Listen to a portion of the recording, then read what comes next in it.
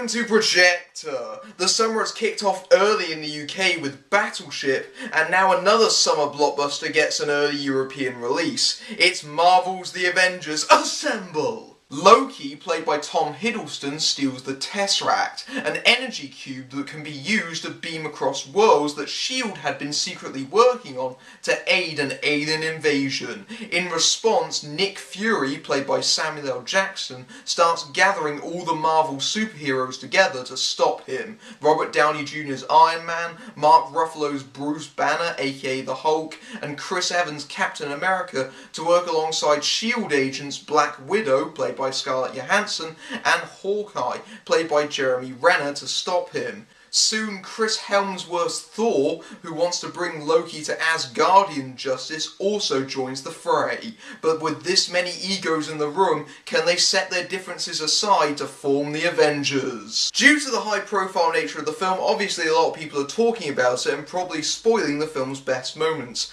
I, however, won't do this because I know that's grossly unfair to a lot of you who haven't had the chance to see this yet.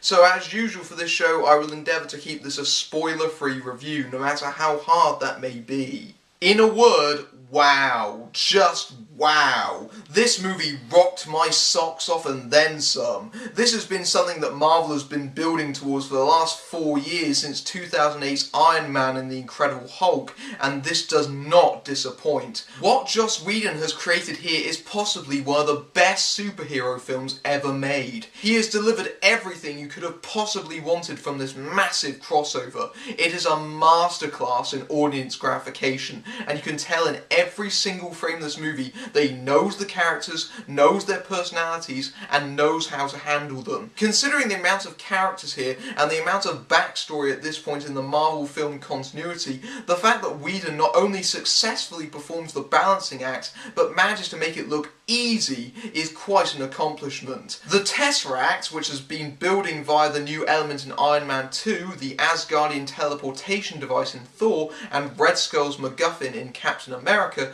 gets a satisfying payoff here.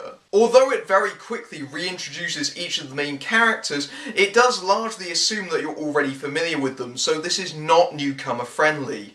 I'd recommend, if you have the chance, to watch those 3 films I just mentioned and reacquaint yourself with them before seeing the film, although this is not essential. Now, some of you may be wondering what exactly sets this movie apart from, say, Battleship. Unlike recent Michael Bay-style blockbusters, Avengers does not go for the instant gratification route as seen in those films, where they're so desperate to please the audience, they start on a climatic tempo and hold the same note for the entire running time. What Avengers' slyest trick is that it actually builds and properly escalates. It takes the time to engineer the setups and then slowly deliver on them one by one. For example, with the Hulk, they don't actually make him transform until at least halfway through the film, but they make sure that the tension and stakes for that inevitable moment are high. When the movie goes into action overdrive at the end, you actually care what happens, because it feels like a conclusion and it's actually rewarding. Whedon understands that you don't play your entire hand at the same time, you wait for the right moment to play your devastating moves for maximum effect. It's actually really clever, and you can tell that a lot of thought has gone into who does what and where. It really shows that this sort of thing doesn't have to be dumb or lowest common denominator. But the movie's biggest asset is that it's full of character. It's overflowing with it. And really, that's not a surprise when you have so many larger-than-life personalities within the same film being written by Joss Whedon, whose writing you cannot say is lacking character.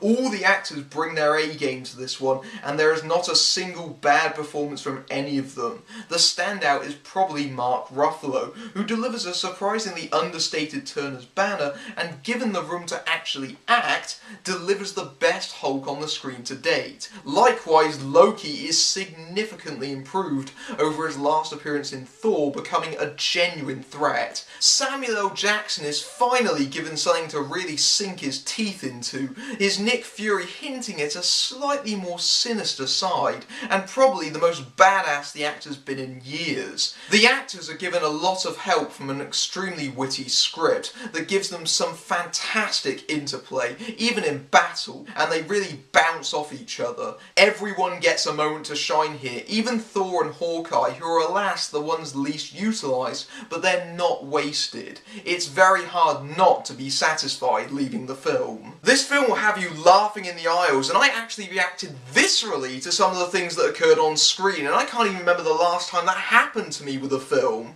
Expect your audience to be very loud and very entertained. Is Avengers perfect? No, of course not. The Whedon snark levels do occasionally reach critical mass, especially with Stark, and with this much going on, there are a few narrative shortcuts that have to be taken just to fit it all in. But will you care about that? Nope, because you'll be having a rollickingly good time. This is what summer blockbusters are all about, and even if you are the mildest fan of these characters, this is like Disneyland for you. No pun intended. Whedon's not only put out probably the best Marvel film to date, but he's set a high benchmark for the summer to follow. I saw the film in 3D and you know what? It was actually pretty good for a change. Whilst it's not essential to be seen in that format, if you enjoy 3D, you should see it like that, as it does give a little something extra to the film, despite being a post-conversion, and one of the best that I've seen. This is a true cinema experience that deserves to be seen on the biggest screen possible.